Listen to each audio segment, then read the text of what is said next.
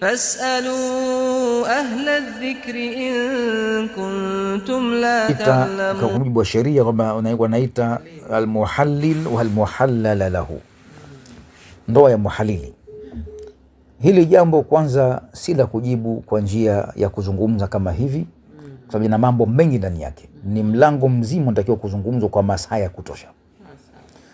Moja katika hayo, kwanza kabisa tukumbuke, amesema Mtume sallallahu alaihi wasallam ya kwamba la'ana Allahu al-muhallila wal-muhallala lahu, amemlaani Mwenyezi Mungu mwenye kutafuta kuhalalisha na mwenye kuhalalishiwa kwa njia kama hiyo.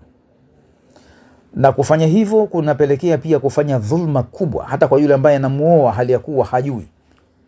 Mfano, mume wa pili kamuoa kwa nia njema kwamba huyu ameachika, eda amemaliza, akamuoa kwa njia ya kawaida bila kujua kwamba huyu anaolewa naye ili aje kuachika mbeleni. Hajui taarifa zile, maana yeye kamuoa kwa njia halali, anayejua pengine huyo mke mwenyewe.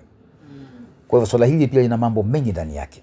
Kwa jumla, ndoa hii ya muhalili ina ikhtilafu kubwa ya maulama, na wako wengi walioona kwamba ndoa ya muhalili imelaaniwa na Mwenyezi Mungu na Mtume sallallahu alaihi wasallam, sababu hiyo ni katika dhambi kubwa.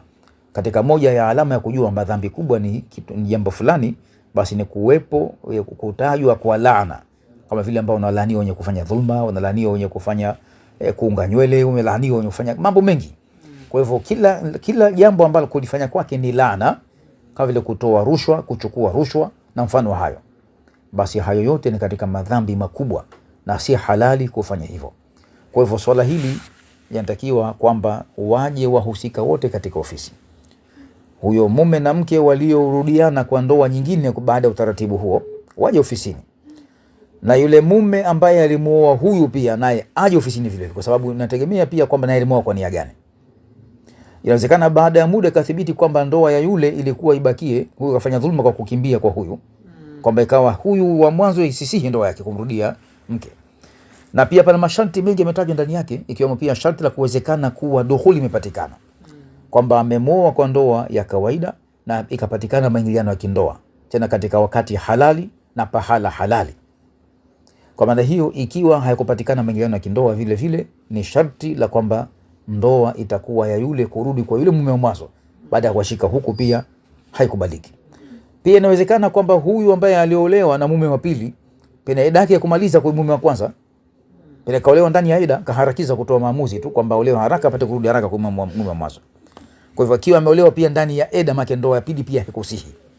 Kwa hivyo haitakuwa sahihi kumrejesha kwa yule mke, kwa yule mume wake wa mwanzo, sababu ndoa haikuwa ndoa.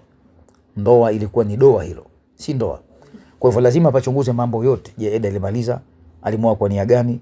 Na je, kwa mpango huu ni wa watu wawili tu, yule mume wa tatu, mume wa pili alikuwa hajui, au ni mipango ya wanaume wawili na yule mwanamke pia kapewa pesa ile moyo amwache, au yani pana mambo mengi ndani yake. Je, dukhuli ilipatikana au kupatikana? Na pia alifanya dukhuli kumwingilia mkewe wakati gani? Kio katika tahara au katika ada ya mwezi? Je, alimwingilia pahala panapohusika na dukhuli au kinyume na maumbile? Kwa kuna masharti mengi yamewekwa katika sheria. Kirudi katika vitabu mbalimbali vya sheria, ikiwemo kitabu kinachoitwa al-Fiqh al-Madhhab al-Arba'a, fiqh ya madhehebu manne, pameelezwa kwa wazi masuala kama hayo. Wacha waje ofisini, tutawafahamisha vizuri zaidi inshallah. Wallahu aalam. Asante. Hello, semi ya mwisho Shaban.